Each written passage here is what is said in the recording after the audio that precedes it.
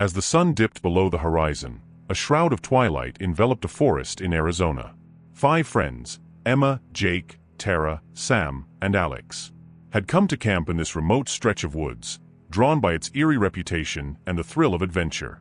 Setting up their campsite in a small clearing, they lit a campfire, its flickering flames casting long dancing shadows across the trees. Laughter erupted as they shared stories, but as the light dwindled, an unsettling feeling settled in the pit of Emma's stomach. The tales turned darker as Jake began recounting local legends about a serial killer who had once haunted these very woods, a man who preyed on unsuspecting campers, vanishing without a trace. Old Man Fletcher, Jake said, his voice low. He was known for his eerie rants about the forest calling to him. People said he would lure victims with his stories. Just then, a loud crack echoed from the underbrush, causing the group to jump. Emma's heart raced, her pulse pounding in her ears. Probably just a deer, she said, but even she felt the tremor in her voice.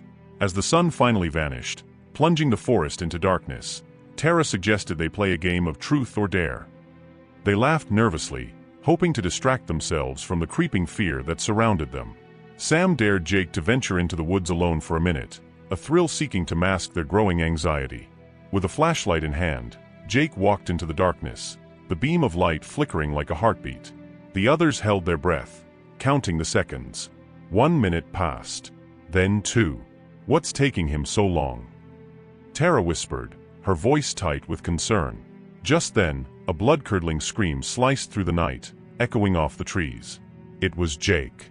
The friends bolted upright, hearts pounding, and called his name, but the woods swallowed their cries. Sam darted into the underbrush, fear propelling him forward. "Jake!" he shouted, his voice bouncing back to him like a taunt. After what felt like an eternity, he stumbled into a clearing, the light of their campfire flickering dimly in the distance.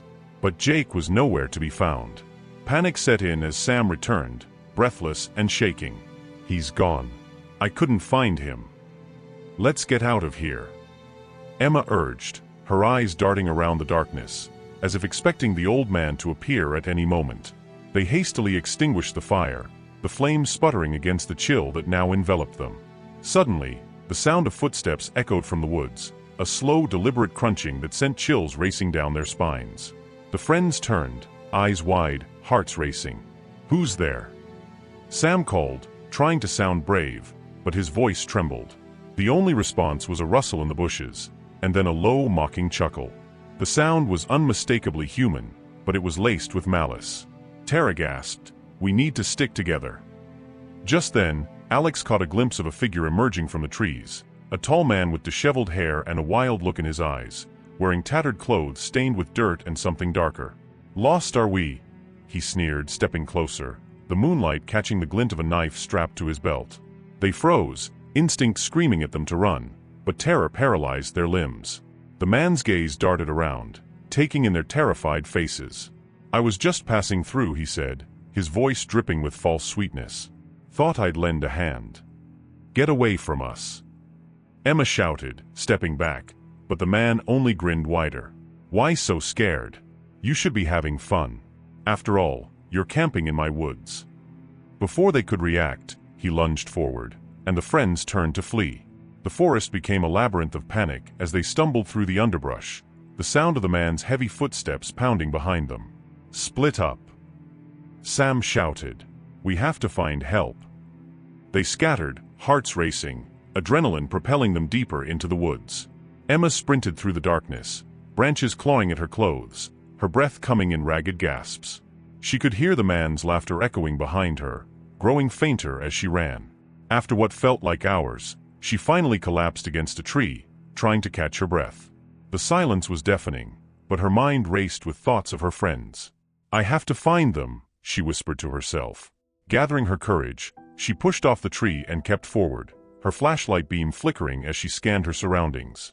The darkness felt alive, oppressive, as she called out for them. "Sam.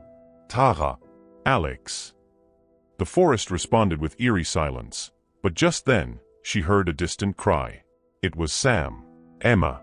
Over here." His voice was frantic, echoing through the trees. Emma rushed toward the sound, her heart pounding in her chest. As she reached a small clearing, she saw him standing by a fallen log, panting heavily. I found a way out. We can. Before he could finish, the man appeared behind him, eyes gleaming with malevolence. What's the rush? He taunted. The fun is just beginning. Emma's stomach dropped as the man lunged at Sam, but Sam dodged, throwing himself out of the way. In the chaos, Emma grabbed a large branch from the ground and swung it at the attacker, hitting him squarely on the back. The man stumbled, but his grin remained intact as he turned to face her, unfazed. Brave little girl, he sneered, wiping blood from his mouth. In that moment, Emma knew they needed to fight back or be trapped forever. She turned to Sam. We need to find the others and get out of here. Together, they sprinted deeper into the woods, determined to regroup. They called out for Tara and Alex, but the only response was the echo of their own voices. After what felt like an eternity, they stumbled upon another clearing, where the faint glow of a flashlight flickered in the distance. Over there. Emma shouted, racing toward the light. As they approached, they saw Tara and Alex huddled together, fear etched on their faces. Thank God you're okay. Tara exclaimed, relief flooding her voice. We thought we'd lost you. Jake's gone, Sam panted, catching his breath. The man is after us. Just then, they heard a low chuckle from behind them. The killer stepped into the light, his face twisted in a grotesque grin. And here I thought I'd lost you too, he said, the knife glinting in his hand. The friends' faces paled as they turned to run again, but the man was quick, his long strides closing the distance. They dashed through the trees, branches whipping against their skin, panic driving them onward. Where do we go? Alex shouted, desperation in his voice. Just keep running. Emma cried, but as they navigated through the forest, they realized they were running in circles. Suddenly, Tara tripped over a root, falling to the ground. Help! I can't. No. Emma shouted, grabbing her hand and pulling her up, but the man was upon them, his shadow looming large. With a swift motion, he lunged for Tara, but Sam stepped in front of her, taking the blow. The knife grazed his arm, and he cried out in pain, staggering back. Run! Get out! He yelled, pushing Tara forward. Emma and Alex hesitated for a moment, but Tara propelled them onward.